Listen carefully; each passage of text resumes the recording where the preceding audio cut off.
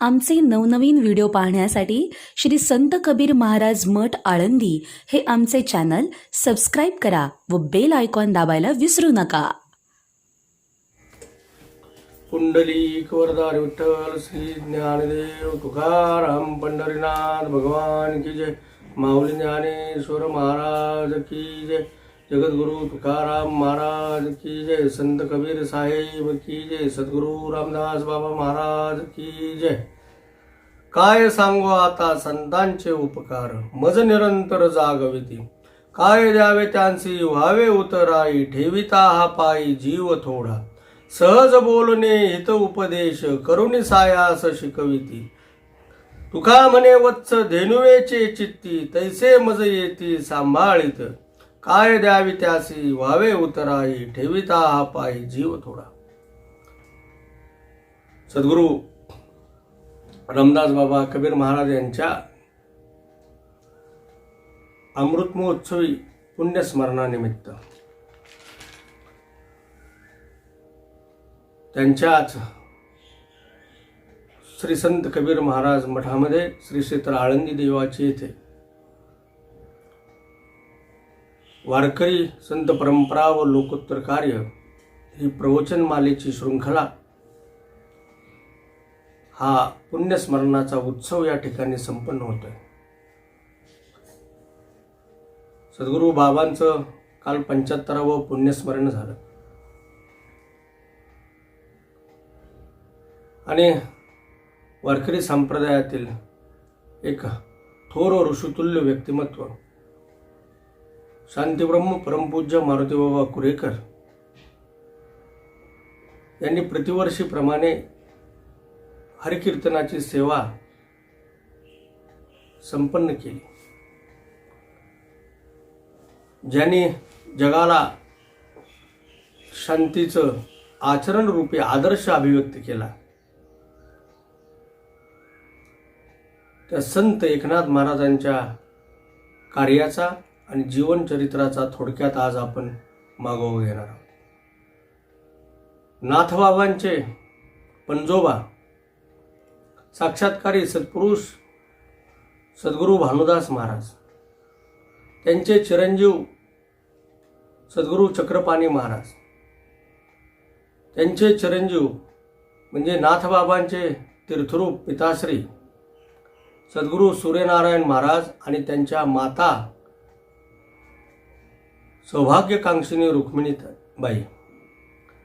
सूर्यनारायण महाराज आणि रुक्मिणीबाईंच्या पोटी नाथबाबा 15व्या शतकाच्या उत्तरार्धात इसवी सन 1528 या मृत्यूलोकामध्ये त्यांनी अवतार घेतला. भानुदास महाराज सूर्यनारायणाचे उपासक होते आणि नाथबाबांचं जन्म झाल्यानंतर अल्पावधीतच माता पितांचा देहांत झाला आणि त्यांच्या पालन पोषणाची जबाबदारी त्यांचे आजी आजोबांकडे आली. वेदनिष्ठ ब्राह्मण कुटुंब असल्या कारणाने पूर्वीपासूनच शास्त्र ग्रंथ वेद अध्ययन बालपणापासून नाथबाबांना त्याचं अध्ययन करायला लागलं. पण ज्ञानदेवांच्या भाषेत बाळपणीच सर्वज्ञता असल्या कारणाने प्रत्येक विषय ग्रंथ एकाग्र अंतःकरणाने श्रवण करून पठन करून त्याचं चिंतन आणि मनन करून नाथबाबांनी बालवयातच ही सर्व विद्या, हे सर्व ज्ञान आत्मसात केलं होतं. आणि हे करत असताना नाथबाबांना एके दिवशी असं वाटलं की आपल्याला सद्गुरूचा कृपा प्रसाद झाल्याशिवाय आपल्या जीवनाला कृतार्थता प्राप्त होणार. आणि म्हणून दृष्टांत झाला त्यांना की सद्गुरू जनार्दन स्वामींच्या आश्रयाला शरणागतीला तू जा आणि त्यांचा कृपा आशीर्वाद प्राप्त करून घे की ज्या योगे तुझ्या जीवनाचं कल्याण होईल. म्हणून नाथबाबा देवगिरीच्या किल्ल्यावर जनार्दन स्वामींकडे की जे की त्या किल्ल्याचे किल्लेदार होते त्यांच्याकडं नाथबाबा गेले आणि चरणावर मस्तक ठेवलं आणि मस्तक ठेवल्यानंतर त्याने विनंती केली की मी तुम्हाला शरण आलोय महाराज, मला आपल्या कृपेच्या छायेखाली घ्या. आणि नाथबाबांनी सद्गुरू जनार्दन स्वामींच्या घरी दीर्घकाळ वास्तव्य केलं. जनार्दन स्वामींचा जन्म चाळीसगाव येथे झाला आणि तो जन्म, त्यांचा कालखंड जो आता इतिहासामध्ये उपलब्ध आहे तो इसवी सन 1479 झाला. त्यांचं सरदेशपांडे पद त्यांच्या कुळाकडे असल्या कारणाने त्यांचं आडनावही देशपांडे होतं. आणि त्यांचं जनार्दन स्वामींचं वैशिष्ट्य असं होतं की त्यांच्याकडे दत्त उपासना पिढीजात होती. भगवान दत्तात्रयांनी त्यांना दर्शन दिलं होतं आणि नित्य भगवान दत्तात्रयांची त्यांची साधना होती. दत्तात्रय प्रभूंबरोबर त्यांचा दैनंदिन व्यवहार चाले, संवाद चाले, अशी थोर विभूती सद्गुरू जनार्दन स्वामींसारख्या सत्पुरुषाचा आश्रय नाथबाबांना प्राप्त झाला. पण जनार्दन स्वामींचं दुसरे एक वैशिष्ट्य असं होतं की दत्त उपासनेच्या ग्रंथाचं म्हणजे गुरुचरित्रेच्या पारायणाबरोबरच या भवसागराला तारणारी ज्ञानदेवी तथा ज्ञानेश्वरीचं नित्य त्यांचं वाचन आणि पारायण असायचं.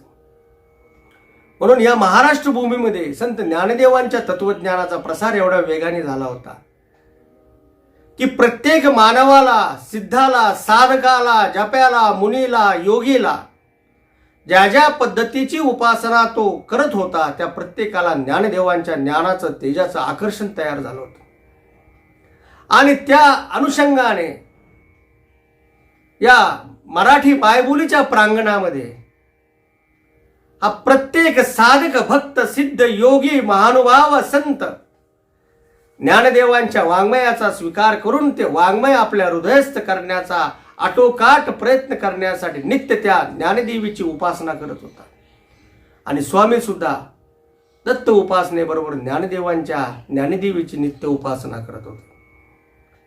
जनार्दन स्वामींचे 3 शिष्य, एक शांतीब्रह्म नाथबाबा, दुसरे सद्गुरू रामा जनार्दन महाराज आणि तिसरे सद्गुरू जनी जनार्दन महाराज.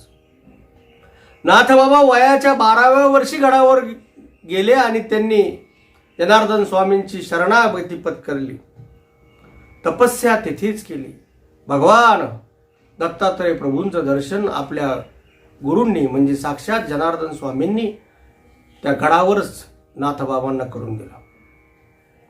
आणि नाथबाबांचं आपल्या सद्गुरूचा प्रती एवढा अनन्य निष्ठा होती की नाथबाबांनी जे आपली अभंगराच्या वाङ्मय निर्मिती केली त्याच्यामध्ये त्यांनी आपलं एकनाथ हे नामाभिधान ही मुद्रा न धारण करता आपल्या सद्गुरूंची मुद्रा एका जनार्दनी या नाममुद्रेने त्यांनी आपली अभंग रचना केली. म्हणून नाथबाबा आपल्या सद्गुरूच्या संबंधाने फार गोड बोलतायत. गुरु माता, गुरु पिता, गुरु आमुची कुलदेवता, थोर पडता साकडे, गुरु रक्षी मागे पुढे. भगवान परमात्मा योगक्षेमम वहाम्यहम, की योगही परमात्मा देतो आणि क्षेम त्या प्राप्तीचं रक्षणही देव करतो. तर नाथबाबा तीच भूमिका आपल्या सद्गुरूच्या संबंधाने सांगतायत की थोर पडता साकडे, गुरुरक्षी मागे पुढे. प्राप्तीपेक्षाही नाथबाबांनी फार गोड वर्णन केले सद्गुरूचं की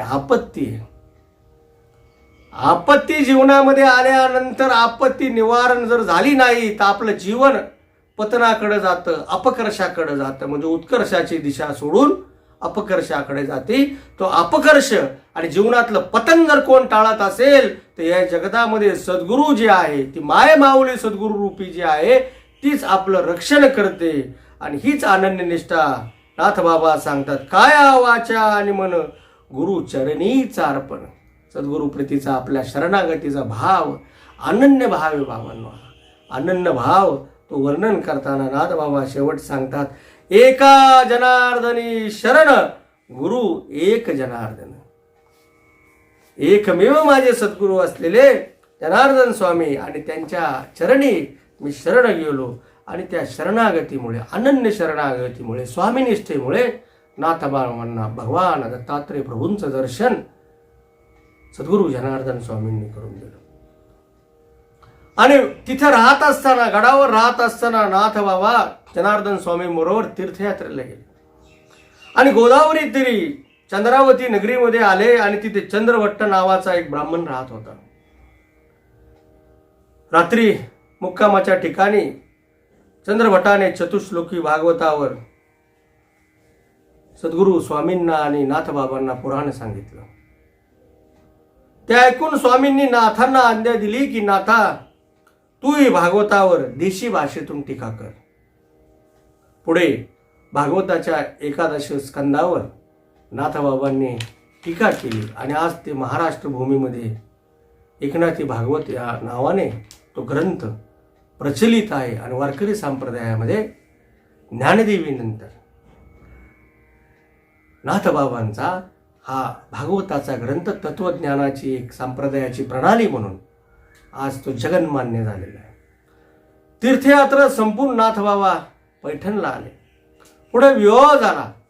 त्यांच्या पत्नीचं नाव गिरिजाबाई होतं.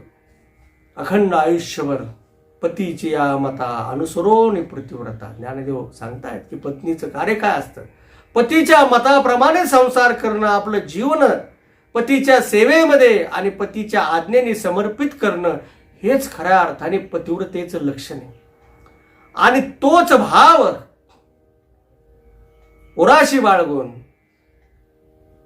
गिरिजाबाईंनी आपलं जीवन नाथबाबांच्या आज्ञेने आणि सेवेमध्ये समर्पित केलं. पुढे जनार्दन स्वामींनी समाधी घेतली. नाथबाबांना कळलं.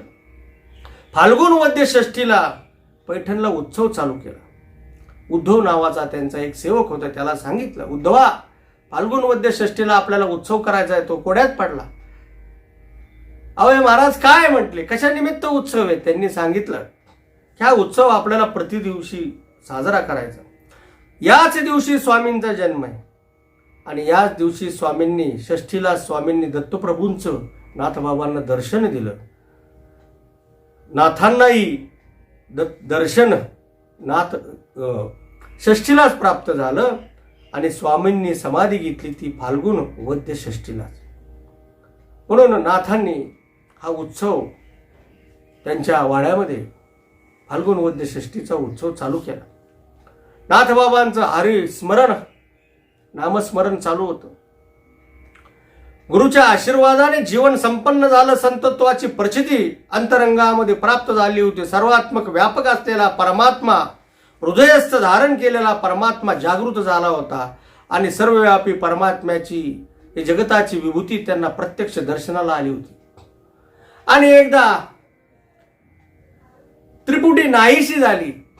भ्रांती जीवाची नाहीशी झाल्यानंतर जगताच्या कल्याणा फक्त त्या सत्पुरुषाचा ध्येय. फार ज्ञानदेवाने गोड वर्णन केले भगवत भक्ताच. अर्जुनाचा प्रश्न आहे देवाला, भक्त आणि देवामध्ये लक्षण फरक काय, भिन्नता काय, संत आणि ईश्वरामध्ये भेद काय, भगवान अर्जुनाला सांगताय. आणि ज्ञानदेवांनी त्याचं गोड वर्णन केलं. ते वर्तत दिसती देही परिदेहिना माझ्या ठाई, मी तयांच्या हृदयी समग्र असे. भगवान अर्जुनाला सांगतात, अरे अर्जुना, ते तुम्हाला तुमच्या आमच्यासारखे हाडामाडासाचे दिसतायत, जीवन जगताना कर्म करताना दिसताय, पण त्यांचं चित्त हे जगतामध्ये नसतं. माझ्या शिरत असतात आणि मी त्यांच्या हृदयामध्ये असतो. मी तयांच्या हृदयी समग्र असे. आणि अशी अवस्था नाथबाबांची झालेली होती.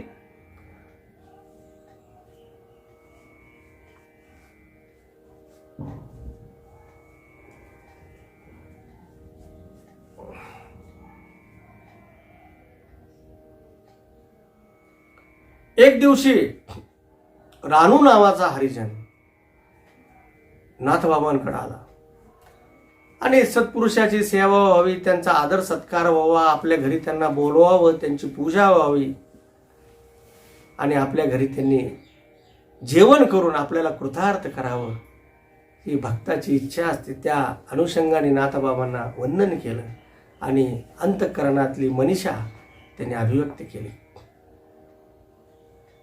मोठा यक्ष प्रश्न होता. नाथबाबा वर्णाश्रम व्यवस्थेमध्ये सर्वोत्तम व्यवस्था असलेल्या ब्राह्मण कुटुंबात जन्माला आले, वेद अध्ययन झालेलं, पण अशा नाथबाबांना हरिजनाच्या घरचं अन्न सेवन करायचं का नाही हा प्रश्न होता.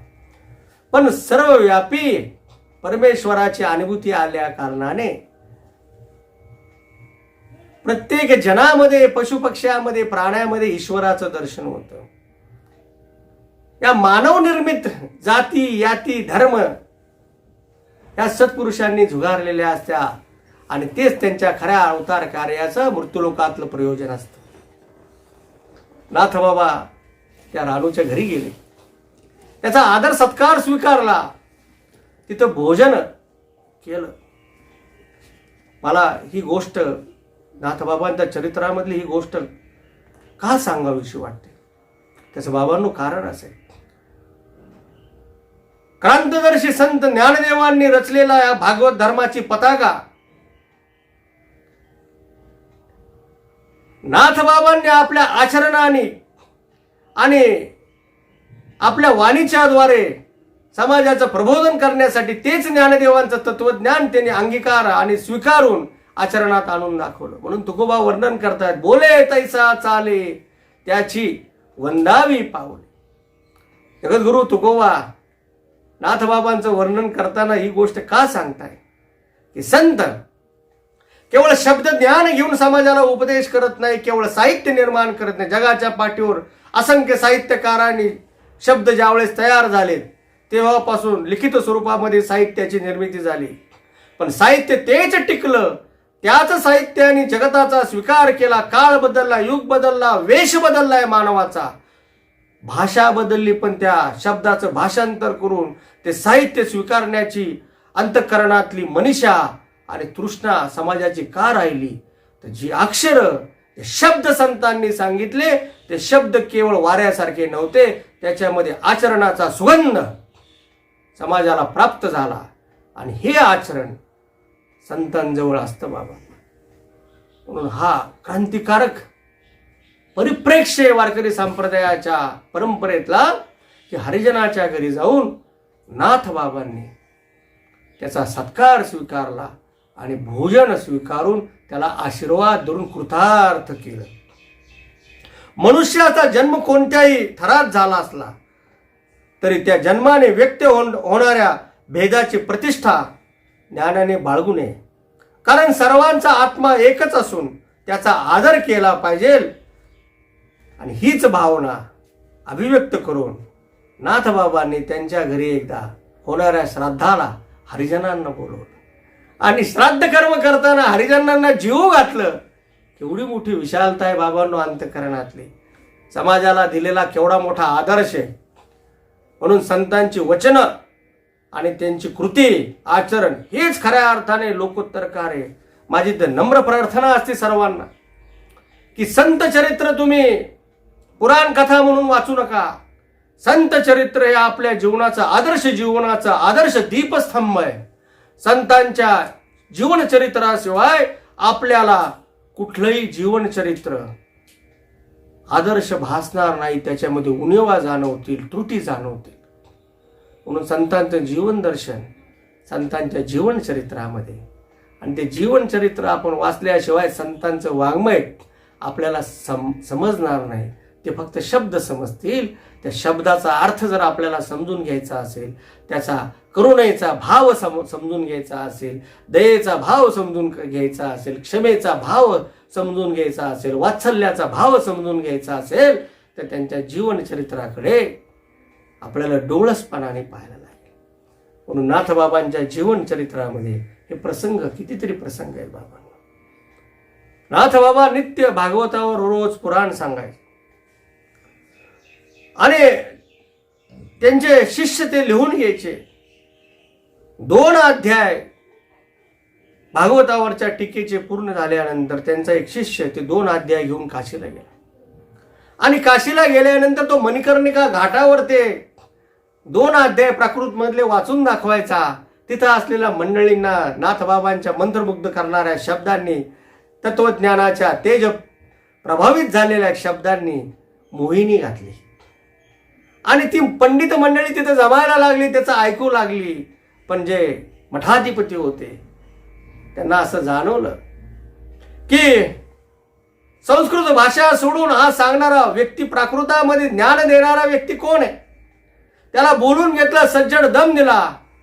सांगत असताना त्यांनी कधी सांगितलं नाही की माझ्या सद्गुरूंची रचना आहे. पण आता दंड मिळेल ही भूमिका समोर आल्यानंतर त्यांनी सांगितलं की माझे सद्गुरू महाराष्ट्रातील थोर सत्पुरुष शांत ब्रह्म सद्गुरू एकनाथ महाराजांची रचना आहे. त्यांनी मठाधिपतींनी आपल्या 2 शिष्यांकरवी नाथबाबांना पत्र पाठवलं. तोपर्यंत इथं 5 अध्याय नाथबाबांचे पूर्ण करून झालते. नाथबाबा काशी क्षेत्री गेले आणि शास्त्र चर्चा झाली. नाथबाबांचं वेदाध्ययन, शास्त्र, पुराण याचा अभ्यास त्या पंडितांनी जाणला. तशी ज्ञानदेवांची मणिकर्णिका घाटावर जी स्थिती पंडितांमध्ये ज्ञानांमध्ये झाली तीच नाथबाबांची झाली. आणि नाथबाबांचा अधिकार त्या पंडितांनी स्वीकारला, ज्ञानांनी स्वीकारला. आणि पुढे तो ग्रंथ, भागवत ग्रंथ नाथबाबांनी काशी क्षेत्रामध्ये गंगेच्या किनाऱ्यावर पूर्ण केला. आणि त्या प्राकृतातील मराठी ग्रंथाची, मायबोलीची मिरवणूक काशी क्षेत्रामध्ये काढली. ही खऱ्या अर्थाने आपल्या वारकरी परंपरेच्या तत्वज्ञानाचा विकास आहे. मी केवळ त्याचा गौरव म्हणणार नाही. तिथं प्राकृत तिथं निर्माण केलं साहित्य आणि त्याचा मागोवा तिथल्या ज्ञानी पंडितांना घ्यायला लागला. हीच खऱ्या अर्थाने ज्ञानदेवांच्या लावलेल्या रोपाचं वटवृक्षामध्ये रूपांतर झाल्याची प्रचिती आपल्याला येते. आणि म्हणून नाथबाबांचं कर्तृत्व एवढं मोठं होतं की नाथबाबांनी एवढं सगळं झाल्यानंतर सुद्धा अंतरंगामध्ये सद्गुरू आपले जनार्दन स्वामींनी दिलेला ज्ञानदेवांच्या ज्ञानदेवीचा उपदेश निरंतर नित्य स्मरणात होता. आणि जीवनामध्ये त्यांना अपूर्णता वाटत होती. पहा, संतांची विलक्षणता केवढी असते. शब्द ज्ञान झालं, जगाला परास्त केलं ज्ञानाच्या शब्द भांडाराने. पण तरी सुद्धा आपल्या पूर्वसुरी संतांची सद्गुरूंचा आशीर्वाद जोपर्यंत प्राप्त होत नाही ना बाबांनो, तोपर्यंत शांतता लाभत नाही, तृप्ती प्राप्त होत नाही. जीवन पूर्णतेला पोचले, नवे नवे पूर्णत्वाला गेलंय याची अनुभूती होत नाही. म्हणून नाथबाबा अलंकापुरी क्षेत्री आले. आणि अलंकापुरी क्षेत्री आल्यानंतर नाथबाबांनी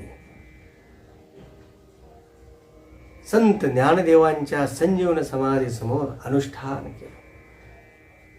कथाभाग सांगितला जातो की ज्ञानदेवांनी बाबांना स्वप्नात दृष्टांत दिला. अजान वृक्षाची कंठातली मुळी काढावी म्हणून सांगितली. तो वृक्ष, अजान वृक्ष आजही ज्ञानदेवांच्या समाधीसमोर आहे. हा सगळा कथाभाग या अलंकापुरी क्षेत्रामध्ये संपन्न झाला. पण येत असताना त्यांच्या अंतःकरणात ज्ञानदेवांच्या बद्दल जी भावना होती ती नाथबाबा फार गोड वर्णन करतात. विश्रांतीचे स्थान संतांचे माहेर, ते या भूमीवर अलंकापुर. तये स्थळी माझा जीवीचा जो ठेवा, नमीन ज्ञानदेवा जाऊन या. ज्ञानदेवांचा परिस्पर्श झाला, दर्शन झालं आणि ज्ञानदेवांनी अनुग्रह केला. आणि अनुग्रह केल्यानंतर नाथबाबा कृतकृत्य झाल्याची भावना वर्णन करतायत. ओम नमो ज्ञानेश्वरा, करुणा करा दयाळा. तुमचा अनुग्रह लादलो, पावन झालो चराचरी. मी कळा कुसरी काहीच नेने, बोलतो वचने अतिभाविका. एका जनार्दनी तुमचा दास, त्याची आस पुरवावी. तुमचा अनुग्रह लादलो, पावन झालो चराचरी. नाथबाबा म्हणतात, ज्ञानदेव तुमचा अनुग्रह लादला आणि माझ्या जीवनाला पवित्रता, प्राप्त झाली, ही अनुभूती ज्ञानदेवांची प्राप्त झाली. आणि त्या ज्ञानदेवांचं फार गोड वर्णन नाथबाबांनी केलंय. कैवल्याचा पुतळा प्रगटला भूतळा, चैतन्याचा जिवाळा ज्ञानोबा माझा. साधकाचा मायबाप दरुशने हरे ताप, सर्वाभूती सुखरूप ज्ञानोबा माझा ज्ञानोबा माझा. ज्ञानदेव सर्व यच्चयावत भूमीमधील साधकांचे मायबाप आहे. आणि त्यांच्या दर्शनाने आपल्या जीवनातलं जो ताप आहे, ते दुःख आहे, ते नष्ट होतं. ही आत्मानुभूती, आत्मप्रतीती शांतीब्रह्म संत एकनाथ महाराज आपल्याला तो आलेला अनुभव आपल्यापर्यंत पुढं प्रसारित करतायत बाबा. आणि बाबांना वाटलं की ज्ञानेश्वरीचे जी प्रती उपलब्ध होत्या, हस्तलिखित होती, त्याच्यामध्ये पाठामध्ये भेद तयार झाले, शुद्ध लेखनामध्ये चुका झाल्या, ओव्या पुढं मागे झाल्या. ज्ञानदेवांच्या मूळ तत्वज्ञानाचा अन्वयामध्ये सुद्धा काय बिघाड झाल्याचं त्यांच्या प्रतीतीला आलं. आणि नाथबाबांनी त्या ज्ञानेश्वरी ग्रंथाची शुद्धी करण्यासाठी, प्रतिशुद्धी म्हणता येईल, संकल्प हातात घेतला. गोदावरीच्या तीरावर त्यांनी ज्ञानदेवी तथा ज्ञानेश्वरीचा ग्रंथ प्रतिशुद्ध केला. म्हणून या ग्रंथाच्या समारोपाला नाथबाबांनी स्वतःच वर्णन केले. बहुकाळ पर्वणी गोमटी, भाद्रपद मास कपिला षष्टी, प्रतिष्ठानी गोदातटी, लेखन कामाटी संपूर्ण झाली. पुढं हा दिव्य ग्रंथ आपल्याकडे जो आहे ना बाबांनो, आज आपण ज्या ज्ञानेश्वरी ग्रंथाचं वाचन करतो, पारायण करतो, चिंतन करतो, केवढे मोठे उपकार आहे, केवढे मोठे उपकार आहेत बाबांनो, की त्या ग्रंथाच्या योगेच आपल्याला ज्ञानदेवांचं तत्वज्ञान प्राप्त झालं. म्हणून तुकोबा बोलतायत, काय सांगो आता संतांचे उपकार, मज निरंतर जागविती, काय द्यावे त्यासी व्हावे उतराई. जागवती शब्दाचा अर्थ जागरण आहे. ज्ञानदेवांनी जर तत्वज्ञान मांडलं, ते त्याच स्वरूपामध्ये पुन्हा शांतीब्रह्म नाथ बाबांनी आपल्यापर्यंत बाबांनो पोचवलं. आणि पोचवल्यामुळं त्यांचे उपकार या विश्वावर एवढे मोठे आहेत की तो ग्रंथ आज आपल्याला जसाचा तसा प्राप्त झाला. या कार्यानंतर बाबांनी भावार्थ रामायण लिहिलं, हरिपाठ लिहिलं, ग्रंथरचना केली. समाजामध्ये ज्ञानदेव नामदेवांची गौरवशाली परंपरा मोठ्या डौलानं मिरवली. पण त्यांना असं वाटलं की आपलं अवतार कार्य संपवावं. आणि युद्धकांडाच्या 44व्या अध्यायापर्यंत रामायण आलं होतं. कारण बाबांच्या वाड्यामध्ये नित्य रामायण सांगितलं जायचं. सर्व श्रोते नित्य रामायण ऐकायला यायचे. आणि युद्धकांडाच्या या अध्यायापर्यंत रामायण आल्यानंतर नाथांनी जगताचा निरोप, अवतार कार्याचा निरोप घेण्याचं ठरवलं. श्रोत्यांना प्रश्न पडला, अश्रू आले की आपला आणि बाबांचा वियोग होणार. म्हणून काही चाणाक्ष श्रोत्यांनी बाबांना सांगितलं की बाबा, रामायण तर पूर्ण झालं नाही अजून, ग्रंथ पूर्ण नाही झाला, त्याच्या आधी आपल्याला निरोप घेता येणार नाही. ठीक आहे, बाबांनी इच्छा व्यक्त केली निरोप घेण्याची, पण काही काळ तरी सहवास आपल्याला बाबांचा लाभेल म्हणून ही अपेक्षा व्यक्त केली. बाबांनी सांगितलं, अरे माझ्यासारखा रामायण ग्रंथ हा गावा पूर्ण करेल. गावा म्हणजे कोण? त्यांच्या घरामध्ये अक्षरशत्रू, सही निशाणी अंगठा असलेला एक सेवक होता. जसा श्रीखंड आपल्याला माहिती आहे, उद्धव माहिती आहे, तसा गावबा एक होता. झाडलोट करायचा, मांडामांड करायचा आणि वाड्याच्या खांबाच्या एका कोपऱ्याला ऐकत बसायचा. सगळी सभा, सर्व श्रोते, सर्व भक्त मंडळी अचंबित झाले. अरे ज्याला मराठी भाषा सुद्धा, शब्द सुद्धा नीट उच्चारता येत नाही, तो गावबा रामायण काय सांगेल. पण बाबांनो, सत्पुरुषांचं, संतांचं काम एवढं मोठं असतं. गावबानं बोलवलं, डोक्यावर मस्तकावर हात ठेवला, कृपा कटाक्षने आळिले आपुले पदी बैसवले. निरक्षर असलेला गावबाला बाबांनी व्यासपीठावर बसवलं आणि उर्वरित रामायणाचं उत्तरकांड गावबानी सांगितलं. ही गोष्ट वैशिष्ट्यपूर्ण आहे. पहा, सद्गुरूची, संतांची कृपा जर झाली ना, त्या जगताचं सर्व ज्ञान आपल्याला प्राप्त होत असतं. म्हणून नाथबाबांच्या जीवन कार्यामध्ये अशा अगटित असंख्य गोष्टी घडल्या. अवतार कार्यामध्ये अनेक कथाही घडल्या. पण या कथा आपण श्रवण केल्या पाहिजे. पण याही पुढे जाऊन मी सांगतो, त्यांनी केलेलं समाज उद्धानाचं कार्य, समाज उत्कर्षाचं कार्य, जातीभेद विरहित रचनेचा समाज निर्माण करण्याचं कार्य हे खऱ्या अर्थाने ज्ञानदेवांच्या प्रतिज्ञेचं अलौकिक कार्य. ज्ञानदेवांचे सत्शिष्य, मी नेहमी म्हणत असतो, ज्ञानदेवांचे 2 सत्शिष्य आहेत. एक शांती ब्रह्म नाथ बाबा आणि दुसरे जगद्गुरु तुकोबाराय. तुम्हाला वाटेल कालखंड वेगळा असेल, हरकत नाही. ज्ञानदेव संजीवनी समाधी अवस्थेमध्ये इथं बसलेले. जो भक्त त्यांच्याकडे येतो, काळाचा बाध त्यांच्या अनुग्रहेला, अनुकंपेला आणि कृपा आशीर्वादाला नाही बाबू. नाथबाबांना तोच प्रसाद संत ज्ञानदेवांचा लाभला आणि त्यांनी आपलं जीवन कृतार्थ केलं. अशा नाथबाबांनी आपला अवतार कार्य फाल्गुन वद्य षष्ठीलाच शके 1521 अंदाजे इसवी सन 1599 साली गोदावरीच्या शरणामध्ये आपलं अवतार कार्य समाप्त केलं. आणि या अवतार कार्याच्या संबंधाने संत निळोबाराय फार नाथबाबांचं गोड वर्णन करतात. अनिके ग्रंथ प्रमाणाष्टोत्तरशे वदिले स्वरसे गुरुकृपे रामायण अद्भुत सप्तकांड साचार तव प्रयाण विचार आरंभिला समाधी सुखाचा सोहळा अपार होता जय जयकार प्रतिष्ठाने निळामने ऐसा ब्रह्मानंद झाला आनंदी लोटला आनंदची. अशा नाथबाबांच्या गौरवशाली कार्यकर्तृत्वाला वारकरी संप्रदाय नित्य सदोदित वंदन करत असते आणि त्यांचं तत्वज्ञान आणि त्यांचा आचार आपल्या जीवनामध्ये प्रगट करण्यासाठी सदोदित आश्रय करत असते. अशा नाथबाबांच्या चरणी आपण वंदन करूया. ज्ञानदेवे रचिला पाया तुका झाला कळस. नाथबाबांनंतर आपल्याला जगद्गुरु, जगद उद्धारक तुकोबारायांचं चरित्र आणि लोकोत्तर कार्य संक्षिप्त स्वरूपामध्ये पाहायचं. पण तुकोबांचं चरित्र पाहत असताना तुकोबांचे सत्शिष्य रामेश्वर भट्टांशिवाय तुकोबांचं लौकिक कार्य आणि त्यांचा अधिकार आपल्याला कळणार नाही. म्हणून तुकोबांचं चरित्र पाहत असताना आपण सद्गुरू रामेश्वर भट्टांच्या वचनांनीच तुकोबांचं चरित्र पाहूया.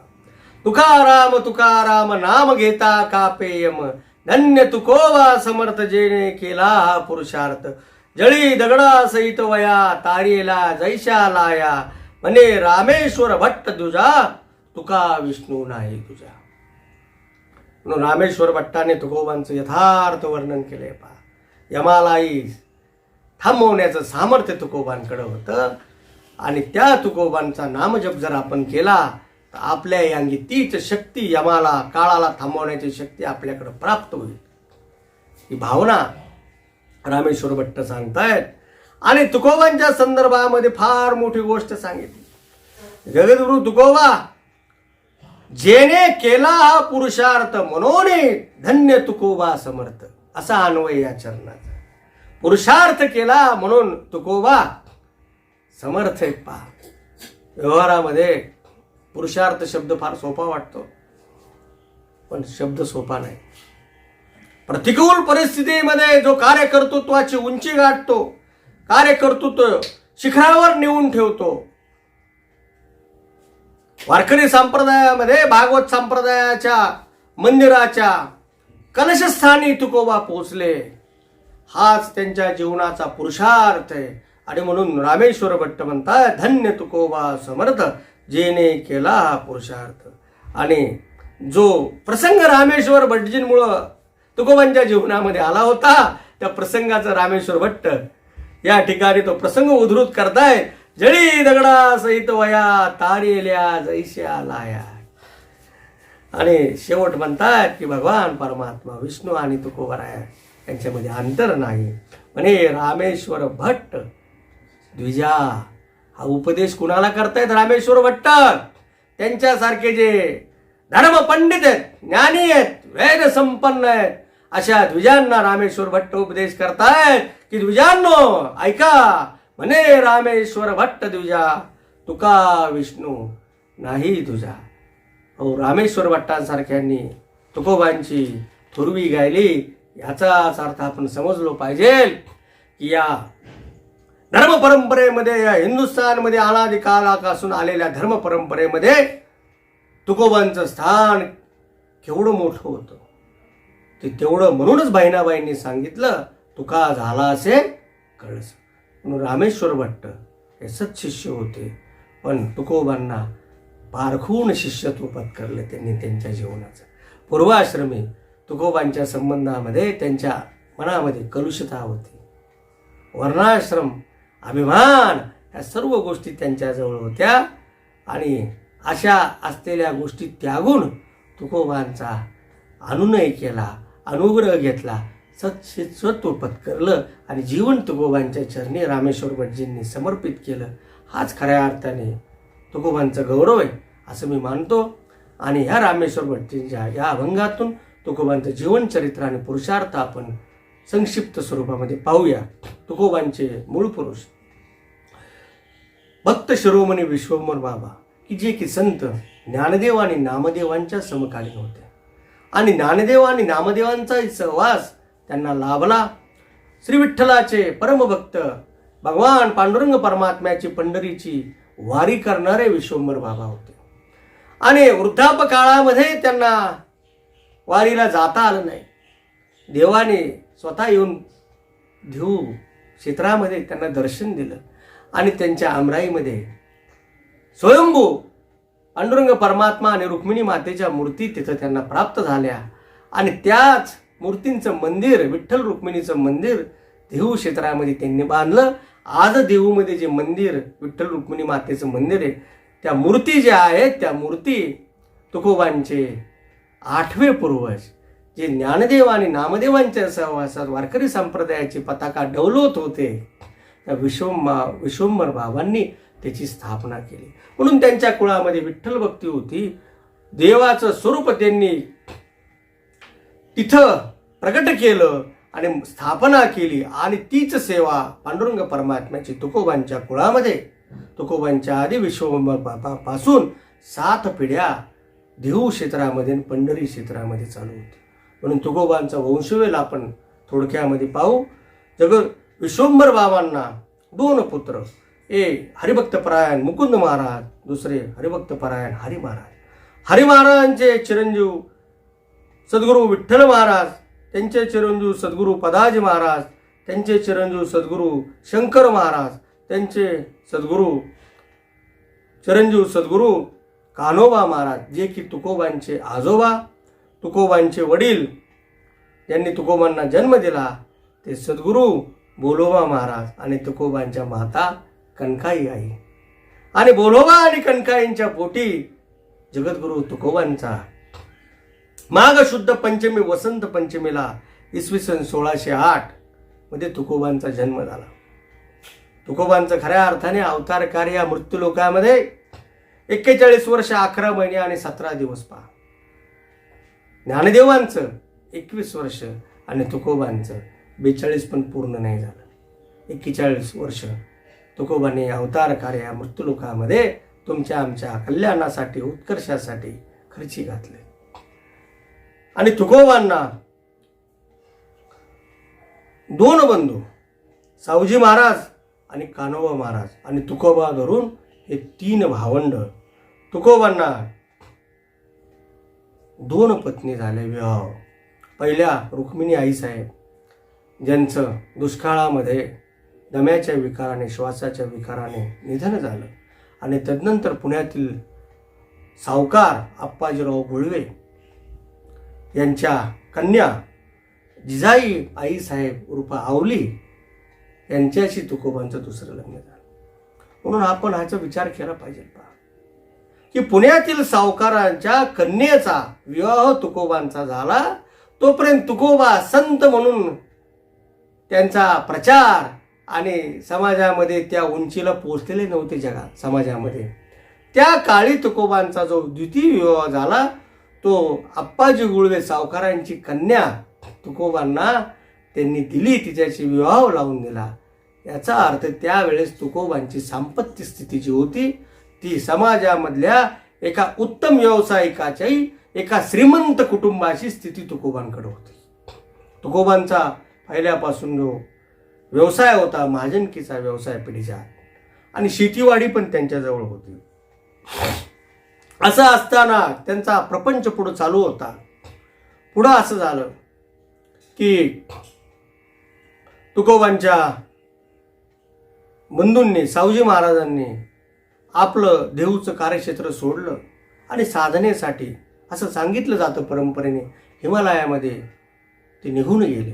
साधू संतांच्या सत्संगासाठी त्यांनी संसार सोडला, देहू ग्राम सोडलं आणि निघून गेले.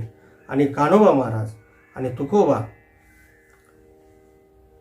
हे दोन भाऊ आपला प्रपंच करत होते. वडिलांच्या निर्याणानंतर त्यांच्या प्रपंचामधल्या संपत्ती संबंधात वाटणी झाली. गहाण खतं होती, प्रॉपर्टी होती, त्याची विभागणी केली.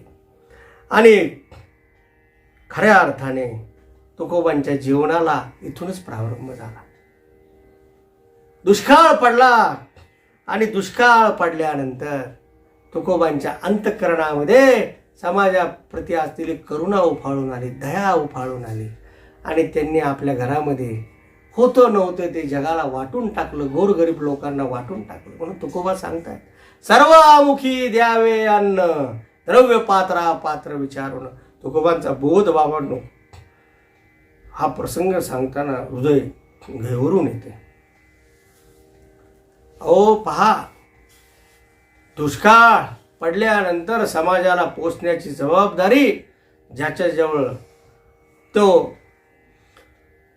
धीर आहे. धीर असलेल्या माणसाने समाजाला सांभाळलं पाहिजे. ज्याच्याजवळ श्रीमंती आहे, दौलत आहे, ती दौलत समाजाच्या दातृत्वासाठी उपयोगी पडली पाहिजे.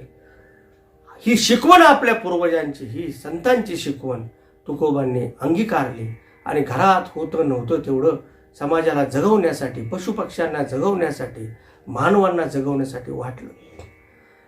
आणि ज्या लोकांकडे कर्ज होतं त्यांना तर परत मागितलंच नाही, पण उद्या पुढं चालून माझी बुद्धी फिरेल आणि त्यांच्याकडनं मी पुन्हा सावकारकीच्या आपल्या व्यवसायामधून त्यांच्याकडनं कर्ज वसूल करण्याची बुद्धी जर झाली तर पुन्हा त्यांच्या दारात जाऊन त्यांची संपत्ती मी परत मागेल.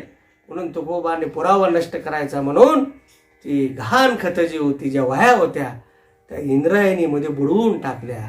आणि या प्रपंचाचा, कारण संसार बाबांनो फार कठीण आहे. तुकोबा सांगतात, संसार तापलो तापलो मी देवा, करिता या सेवा कुटुंबाची. या संसारामध्ये, कुटुंबाच्या पालनपोषणामध्ये तुकोबा सांगतात की दुःख आहे, तप्तता आहे, अग्नीच्या ज्वाळा आहेत. आणि या अग्निज्वाळातून दूर जाऊन शीतल अमृताचा वर्षाव आपल्या जीवनामध्ये करून घ्यायचा, या न्यायाने तुकोबांनी प्रारंभ केला. तुकोबा आपल्या अभंगामध्ये आपलं जीवन दर्शन सांगतायत. याति शूद्र वैश्य केला व्यवसाय, आधी तो हा देव कुळ पूज्य. आता सांगितलं मी, गुरुपरंपरा, पांडुरंगाची उपासना आणि व्यवसाय. नये बोलो परी पाळिले वचन, केलियाचा प्रश्न तुम्ही संते. मी सर्व संतांनी उपदेश जो केलाय तो उपदेश अंगीकारून माझ्या जीवनाला तुकोबा सांगतायत मी प्रारंभ केलाय. देवाचे देऊळ होते जे भंगले, चित्तासी ते आले करावेसे. विश्वभर बाबांनी जे मंदिर बांधलं, काळ लोटलाय, 400 वर्षाचा काळ आहे. 400 वर्षा काळामध्ये मंदिराचं काही भाग भंग झाला. होतं ते द्रव्य तुकोबांनी त्या मंदिरासाठी, जीर्णोद्धारासाठी खर्ची पाडलं. काही पाठ केली संतांची उत्तरे, विश्वासादरे करोनिया. पूर्वसूर्वी संत नामदेव महाराज आहेत. मी परवा कबीर महाराजांच्या जीवनचरित्राला स्पर्श करताना सांगितलं, तुकोबांच्या समोर 4 पूर्वसूर्वी संतांचा तुकोबांवर प्रभाव झाला. एक नामदेव महाराज, दुसरे संत ज्ञानदेव, तिसरे शांतीब्रह्मनाथ बाबा आणि चौथे सद्गुरू कबीर साहेब. या 4 संतांची अक्षर तुकोबा सांगतात. काही पाठ केली संतांची उत्तरे, त्यांची अक्षर पाठ केली म्हणले. वाचली नाही ती अक्षर, ते ग्रंथ, याचा अर्थ असा आहे, तुकोबा आपला विनय सांगतात अक्षर, पण लक्षात घ्या खरा इतिहास असा आहे की ज्ञानेश्वरी असेल, भागवत असेल, ज्ञानदेवांचे अभंग असतील, नाथबाबांचे अभंग असतील, नामदेव महाराजांचे अभंग असतील आणि सद्गुरू कबीर साहेबांचे दोहे असतील, वाङ्मय असेल, हे तुकोबांनी मुखोद्गत केलं. आणि विश्वास आदरे करून या, हा फार महत्वाचा भाव आहे. साधकांनी, समाजाने हे लक्षात घेतलं पाहिजे की संत अक्षर वाचन करत असताना, मनन करत असताना, पठन करत असताना त्याच्या प्रती अत्यंत दृढ विश्वास असला पाहिजे आणि आदर असला पाहिजे. तर्काच्या बुद्धीने माणसं संत वाङ्मयाचं वाचन करतात आणि हे असं घडलं असेल का नाही, असं घडेल का नाही, ह्याच्यात सत्यता किती, आपली तर्कबुद्धी वापरून त्या अक्षरांना काही वेळेस बाजूला ठेवतात. बाबांनो, ते ज्ञान आपल्याजवळ नाही. विश्वामध्ये शोध लागतायत, नवीन नवीन कल्पना पुढे येत आहेत, तसा काळ बदलतो तसं विज्ञान नवीन संशोधन करतंय. याचा अर्थ कल्पनेतून संशोधन आहे. या कल्पना आणि संशोधन सोडून द्या. जगताचं नियमन संतांना माहिती आहे, म्हणून संतांजवळ जगतामध्ये जी गोष्ट नाही आपल्याला ज्ञात ती संतांनी मांडून ठेवली आणि तीच गोष्ट अत्यंत आदरपूर्वक विश्वासाने जर आपण ग्रहित केली तर आपल्याला जीवनामध्ये दुःख होणार नाही. आलेल्या परिस्थितीला सामोरं जाण्याचं धैर्य आणि धैर्यातून आपलं आचरण सुदृढ होतं, बलवान होतं. हाच उपदेश तुकोबांनी आपल्याला स्वतःला दिलाय आणि तोच उपदेश सांगावा तुकोबा आपल्यापर्यंत पोहोचवताय. काही पाठ केली संतांची उत्तरे, विश्वास आदरे करून या. पुढे जाऊन तुकोबा सांगताय संतांची अनन्य निष्ठा केवढी आहे तुकोबांकडं. संतांचे सेविले तीर्थ पायवनी, लाज नाही मनी येऊ दिली. केवढं गोड चिंतन मांडलंय तुकोबांनी. म्हणून संत म्हणल्यानंतर माझ्या समोर, तुकोबांच्या समोर उभे राहतात संत ज्ञानदेव, त्यांचे सद्गुरू ज्ञानदेव. तुकोबांचे सद्गुरू मी मगाशी सांगितलं की ज्ञानदेवांचे 2 सत्शिष्य होऊन गेले. एक शांती ब्रह्मनाथ बाबा आणि दुसरे जगद्गुरु श्रीमंत तुकोबाराय. आणि तुकोबारायांची अनन्य निष्ठा ज्ञानदेवांबद्दल एवढी होती बाबांनो, अलौकिक निष्ठा ज्ञानदेवांच्या प्रती. प्रत्येक वद्यदशमीला तुकोबा दिंडी घेऊन अलंकापूर क्षेत्राला येत होते. एकादशीला हरिकीर्तन ज्ञानदेवांच्या संजीवन समाधी समोर, म्हणजे साक्षात ज्ञानदेवांसमोर ज्ञानदेवांच्या गुणगौरवाची अक्षर तुकोबा आपल्या मुखातून अभिव्यक्त करत होते. ज्ञानदेवांचा गुणानुवाद व्यक्त करत होते. सायंकाळी रात्री हरिजागर करायचे, द्वादशीचं पारणं सोडायचे आणि दिंडी घेऊन तुकोबा देऊला निघून जायचे. अनन्य निष्ठा ज्ञानदेवांचं जीवनचरित्र त्याने नामदेवांच्या ग्रंथातून, अभंग रचीतून समजून घेतलं होतं. विश्वंभर बाबांनी ज्ञानदेवांचा काही संगतीचा, सत्संगाचा भाव लिहून ठेवला असेल, तो त्यांच्या कुळामध्ये मौखिक स्वरूपात असेल, लिखित स्वरूपात त्यांच्यापर्यंत प्राप्त झाला होता. आणि ज्ञानदेवांचं कर्तृत्व, ज्ञानदेवांचं वाङ्मय, ज्ञानाची तेजप्रभा ज्ञानदेवीच्या माध्यमातून तुकोबांनी अनुभवली होती. म्हणून ज्ञानदेवांच्या प्रती असलेली निष्ठा उत्तरोत्तर त्यांची बळकट होत गेली. जसं तुकोबांनी देहूमधील विठ्ठल रुक्मिणी मंदिराचा जीर्णोद्धार केला, तसं ज्ञानदेवांचं अलंकापूर क्षेत्रामधील जे मंदिर होतं, संजीवन समाधीचं मंदिर, त्याचा काही गर्भगृहाचा काही भाग खराब झाला होता. तुकोबांनी आपल्या शेषदानाने आणि स्वतःच्या श्रमदानाने ज्ञानदेवांचं गाभारा प्रभाग जो आहे त्याचा जीर्णोद्धार केला. त्याचबरोबर अलंकापुरी क्षेत्रामध्ये पश्चिम भागामध्ये, मंदिराच्या पश्चिम भागात इंद्रायणीच्या तीराचा तुकोबांनी घाट बांधला. आपलं द्रव्य जे होतं ईश्वर सेवेमध्ये, सद्गुरू सेवेमध्ये त्यांनी खर्ची टाकलं आणि अशीच सेवा तुकोबांची चालू होती. आणि तुकोबांनी ज्ञानदेवांच्या ऐश्वर्याचं आणि सामर्थ्याचं वर्णन फार गोड केले.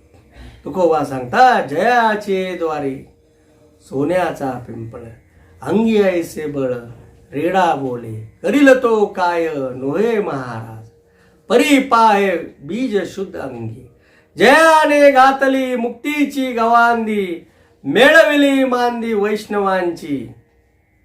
तुका म्हणे तेथे सुखा काय उणे.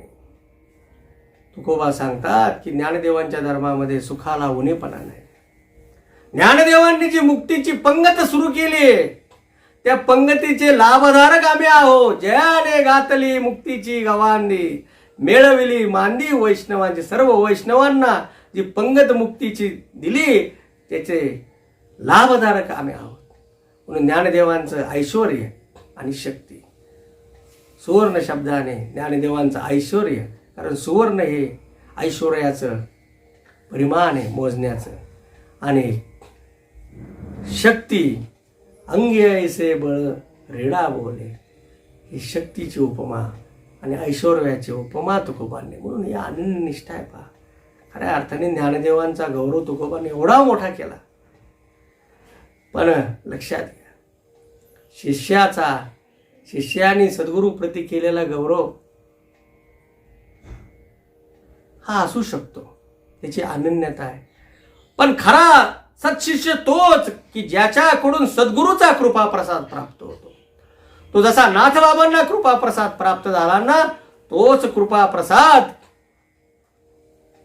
तुकोबांना प्राप्त झाला. म्हणून तुकोबांच्या जीवनामध्ये ऐश्वर प्राप्त झालं ते त्यांनी नाकारलं, पण शक्ती, सामर्थ्य आणि लोकसंग्रह जो तुकोबांना प्राप्त झाला, प्रसिद्धी जी लोकांमध्ये तुकोबांना प्राप्त झाली, तो खऱ्या अर्थाने ज्ञानदेवांचा गुरुकृपा प्रसाद आहे. म्हणून धरणेकराचा प्रसंग आपल्याला माहिती आहे की धरणेकरे इथं अलंकापुरी क्षेत्रामध्ये धरणं देऊन बसला त्याच्या व्यावहारिक चिंता मिटवण्यासाठी. ज्ञानदेवाने दृष्टांत दिला. अरे म्हणाले, बाबा इथलं काम थांबवलंय आम्ही, तुम्ही आता तिथं जा देऊला तुकोबांकडं. तो धरणेकरी अचंबित झाला. काय तुकोबांनी फार गोड सुंदर शब्दात वर्णन केलं या प्रसंगाचं. काय ज्ञानेश्वरी उणे तीही पाठवले धरणे. अरे ज्ञानदेवांकडे काय उणे, पण माझ्याजवळ, सामान्य माझ्यासारख्या साधकाजवळ, भक्ताजवळ ज्ञानदेवांनी त्या भक्ताला पाठवलं. वैषम्य वाटलं. मज पामरा आहे काय थोरपण, पायीची वाहन पायी. आणि शेवट तुकोबा सांगतात, तुका म्हणे नेनो युक्तीची या खोली. बुद्धिगम्य नाही ज्ञानदेवांचं जीवनचरित्र अधिकार, मनोनी ठेविली पायी डोई. ज्ञानदेवांच्या चरणावर फक्त मस्तक ठेवायचं, त्यांना शरण जायचं आणि त्याचा कृपा आशीर्वाद घ्यायचा. हेच एकमेव ज्ञानदेवांच्या भक्तीचं कार्य तुकोबांना अनुभूतीला आलं. तो धरणेकरी गेला, याचा अर्थ असा आहे की ज्ञानदेवांनी त्यांचं आशीर्वादाचं कार्य अलंकापूर क्षेत्रातून थांबवलं आणि माणसांना, भक्तांना, साधकांना, तृषार्थ जीवांना, पीडितांना तुकोबांचा देऊचा रस्ता आशीर्वाद प्राप्त करून घेण्यासाठी पाठवलं. खऱ्या अर्थाने तुकोबांचं लोकसंग्रह आणि समाजातलं स्थान बळकट करण्याचं, उंची बळकट करण्याचं कार्य कुणी सुरू केलं असेल, पहिल्यांदा ज्ञानदेवांनी सुरू केलं. आणि दुसरा प्रसंग बाबांनो रामेश्वर भटजींचा आहे. रामेश्वर भटजींचा प्रसंग जर आपण श्रवण नाही केला तर तुकोबांची उंची कळणार नाही. आणि ज्ञानदेव, तुकोबा आणि रामेश्वर भटजी हा अनुबंध काय हा सुद्धा आपल्याला कळणार नाही. जोपर्यंत हा अनुबंध आपल्याला कळत नाही तोपर्यंत तुकोबांचं यथार्थ जीवन चरित्र आणि त्यांचं कार्य आपल्याला कळणार नाही. आपण या भागामध्ये आतापर्यंत ज्ञानदेव आणि तुकोबांचा अनुबंध पाहिलाय. आता रामेश्वर भट्ट, तुकोबा आणि ज्ञानदेवांचा अनुबंध पाहूया. तुकोबा याच्या आधी एक भूमिका आपल्या अभंगामध्ये सांगतात की निषेधाचा काही पडिला आघात, तेने मध्ये चित्ता दुखविले. काव्यरचना सुरू केली तुकोबाने, अभंग रचना सुरू केली, स्फूर्ती झाली. देवाने स्वप्नामध्ये येऊन त्यांना जागृत केलं आणि आज्ञा केली. शतकोटी नामदेव महाराजांनी अभंग लिहायची कल्पना पूर्ण केली ती, उरलेले शेष राहिलेले अभंग तुकोबा पूर्ण करायला बसले, काव्य अभंग निर्माण केले, लोकांच्या मुखामध्ये अभंग जायला लागले, भक्त मंडळी ज्ञानदेव तुकोबांकडे पाठवू लागले, प्रचार झाला आणि तुकोबा स्वतः सांगता, वाचा बोलू वेदनीती करू संतीत केले ते.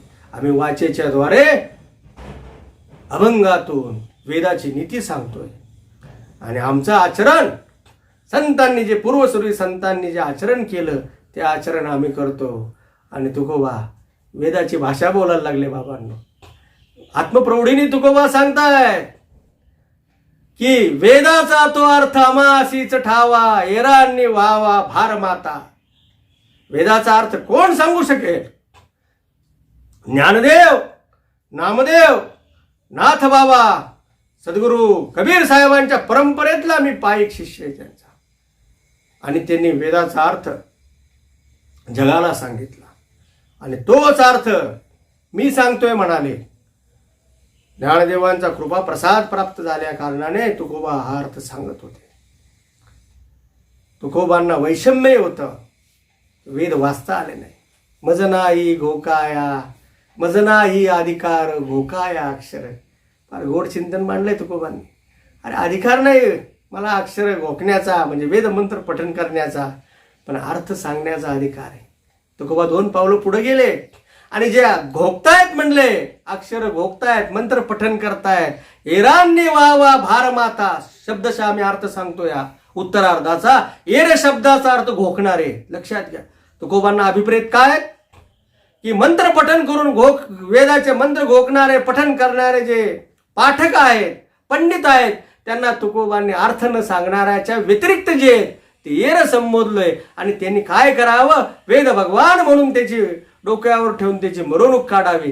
त्याचा अर्थ सांगण्याचा अधिकार या संत परंपरेने मला प्राप्त झाला आहे. तुकोबा कीर्तनामध्ये वेदाच्या मंत्रांचा अर्थ संत वाङ्मयातून सांगायला लागले, तत्वज्ञानाचा प्रचार करायला लागला.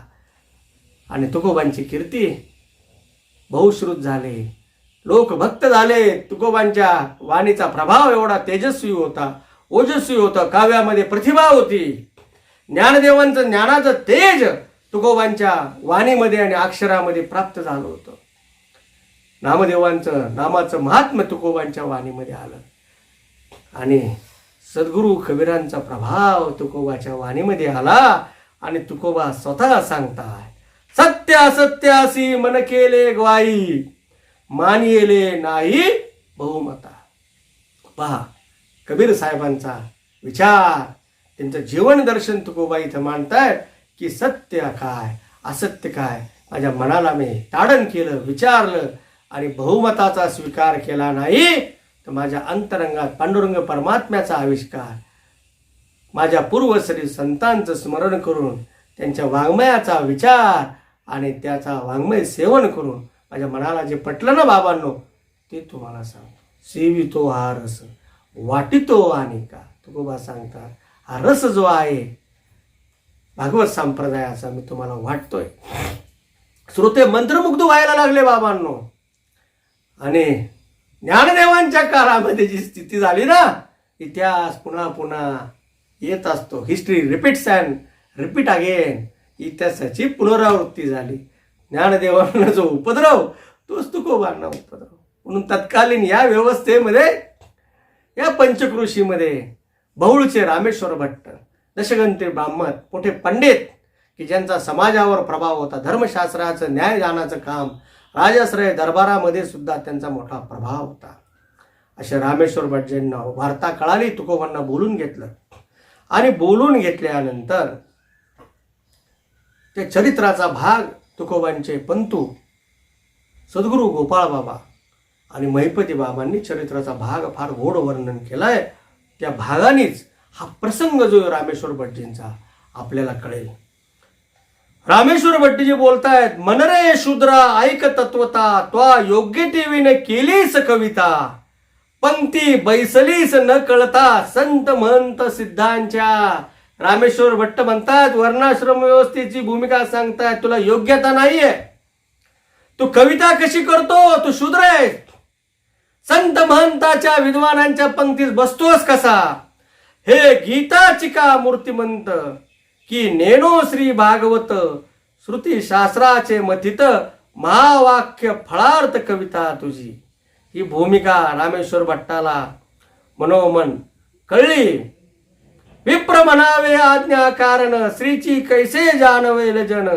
या लागी कवित्व बुडून टाकी नेऊन उदकाते.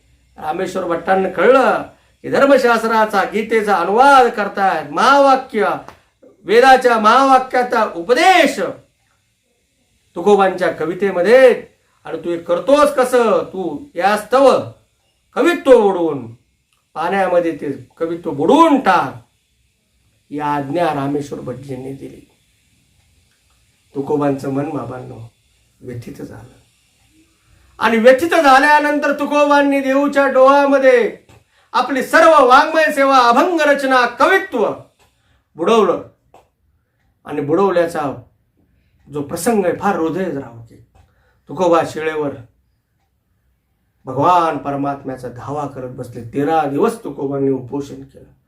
म्हणून तुकोबांच्या उपोषणाला देवाने तशी प्रल्हादाने देवाला हाक मारली.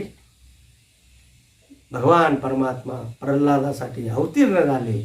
तसे पांडुरंग परमात्मा प्रगट झाले आणि त्या गाथा तुकोबांना 13 दिवसानंतर काढून दिल्या. याचंही वर्णन रामेश्वर भट्ट स्वतः करतात तुकोबांच्या आरतीमध्ये. हे वैशिष्ट्य आहे, हे वैशिष्ट्य आहे. रामेश्वर भटजी बोलतात, राघवे सागरात पाषाण तारिले तैसे तुकोबाचे अभंग रक्षे. मर्यादा पुरुषोत्तम प्रभू रामचंद्राचा दाखला दिलाय तसं पाषाण सागरामध्ये वानरांनी टाकून ते तरले, तसे तुकोबांचे अभंग भगवान परमात्म्याने तारले आणि जळी सहित वह्या काढल्या. कोण निळोबांनी सुद्धा त्याचं वर्णन केलंय. पण रामेश्वर भट्ट हे समकालीन संत, समकालीन सत्पुरुष, तुकोबांचे पूर्वाश्रमीचे द्वेष्टे, तुकोबांच्या गाथा बुडवायला लागणारे रामेश्वर भटजी. आणि हा प्रसंग तुकोबांचे अभंग बाहेर जे निघाले ते रामेश्वर भटजींना कुठं कळालं माहिती का? आळंदीमध्ये ज्ञानदेवांच्या समाधी समोर कळालं. हा प्रसंग आपण नीट ऐकला पाहिजे. तुकोबांना आज्ञा दिली, गाथा बुडवा. तुकोबांनी गाथा बुडवल्या आणि तुकोबा एक दिवस अनगडशा फकीराच्या त्या दर्ग्याच्या तिथं, म्हणजे त्याचे जे वस्तीस्थान होतं त्या कुंडामध्ये रामेश्वर भट्ट आणि त्यांच्या 2 शिष्यांनी सकाळी प्रातस्नान केलं. पहा, मैपती बाबा वर्णन करतात, तेथे अनगडशा सिद्ध म्हणून थोर अनुष्ठानी होता फकीर. त्याच्या बागेत रामेश्वर नेनता सतुर प्रवेशिले. यांनी प्रवेश केला, त्या अनगडशाच्या बागेमधल्या कुंडामध्ये स्नान केलं. त्याचं अनुष्ठान चालू होतं. त्याने पाहिलं, क्रोधित झाला अनगडशा आणि कानी ऐकिता प्रयोग मंत्र. मग शापोत्तर बोलत असे, म्हणे माझे निमाज करावयाचे जीवन. ते ढवळून टाकले ज्याने, त्या देहाचा होईल अग्न. जळा वाचून सर्वदा.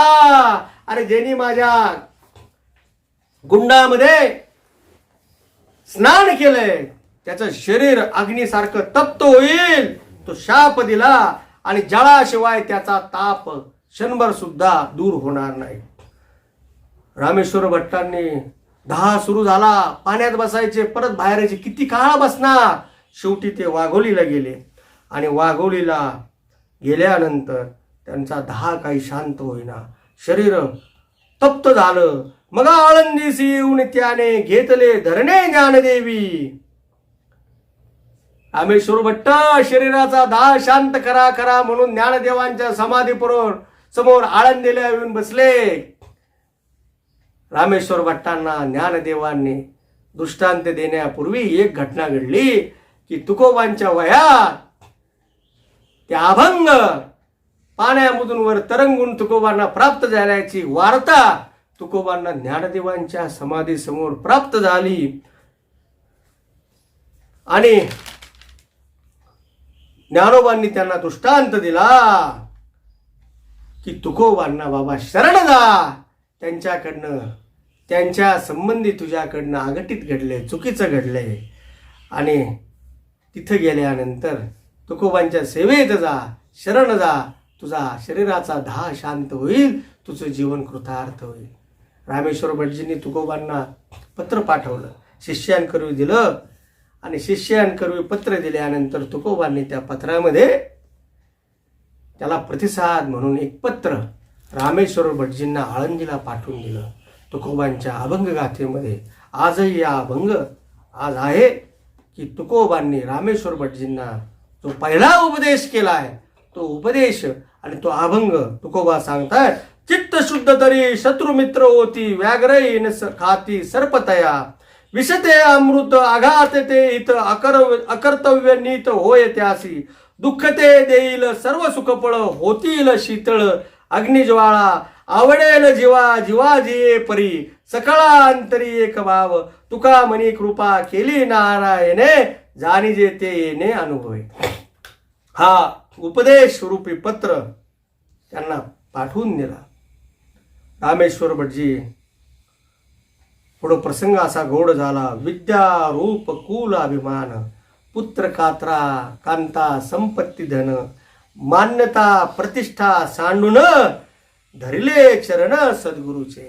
रामेश्वर भट्टांनी सर्व संघ परित्याग केला, पत्नीचा त्याग केला, संपत्ती तिथेच ठेवली, मान्यता प्रतिष्ठा जे आपल्या जीवनाच्या उत्कर्षासाठी आड येते ते सगळं बाजूला ठेवलं आणि जगद्गुरु तुकोबारायांचे चरण पकडले.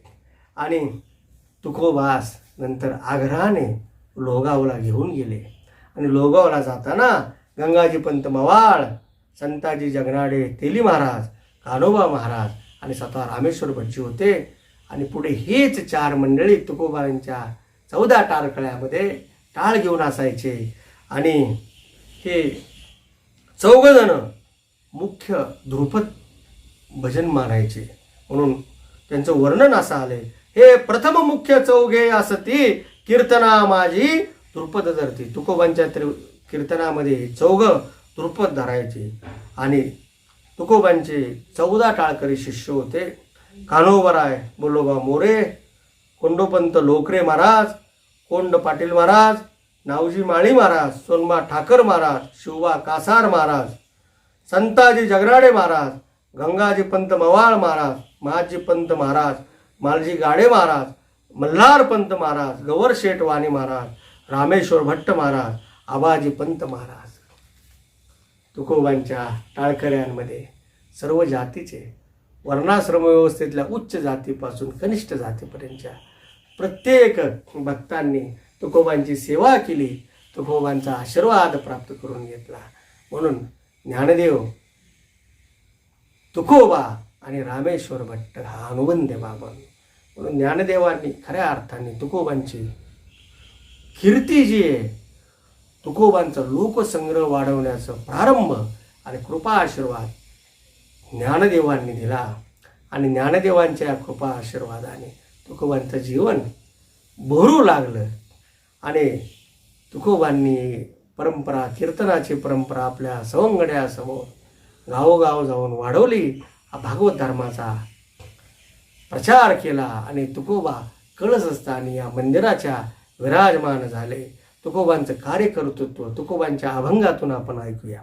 संसाराच्या नावे घालून या शून्य, वाढता हा पुण्य धर्म केला, हरिभजने धवळले जग, चुकविला लाग कळी काळाचा, कोणाही न लगे साधनांचा पांग, करणे केला त्याग देह बुद्धी, तुका मने सुख समाधी हरिकथा, नेने भव्यथा गाईल तो. हरिभजनामध्ये जग तुकोबांनी ढवळून काढलं. सर्ण वर्णाच्या लोकांना एकत्र जमवलं. सकळासी येथे आहे अधिकार, या सकळ शब्दाचा अर्थ तुकोबांनी केलाय. ब्राह्मण क्षत्रिय वैश्य शूद्र चांडाळा हे अधिकार, बाळे नारी नर आदि करुणी वेश्याही. तुकोबांनी सर्वांना या यादीप्रमाणे सकळांना एकत्रित केलं. आणि भवतारकातून पैलितराला जाण्याचं तत्वज्ञान प्रत्येकाच्या अंगणात जाऊन कीर्तन परंपरेच्या माध्यमातून ज्ञानाचा दीप प्रत्येकाच्या घरामध्ये लावण्याचं लोकोत्तर कार्य तुकोबांनी केलं. या तुकोबांचं उर्वरित लोकोत्तर कार्य आपण उद्या शेवटच्या दिवसाच्या प्रवचनमालेत पाहूया. आज तुकोबांच्या चरणी ही आपली पुष्पांजली याच ठिकाणी समर्पित करून आजची प्रवचन सेवा याच ठिकाणी संपून वाणीला विराम देऊ. पुंडलिक वरदार विठ्ठल श्री ज्ञानदेव तुकाराम पंढरीनाथ भगवान की जय. माऊली ज्ञानेश्वर महाराज की जय. जगद्गुरु तुकाराम महाराज की जय. सद्गुरु कबीर साहेब की जय. सद्गुरु रामदास बाबा महाराज की जय. आमचे नवनवीन व्हिडिओ पाहण्यासाठी श्री संत कबीर महाराज मठ आळंदी हे आमचे चॅनल सबस्क्राईब करा व बेल आयकॉन दाबायला विसरू नका.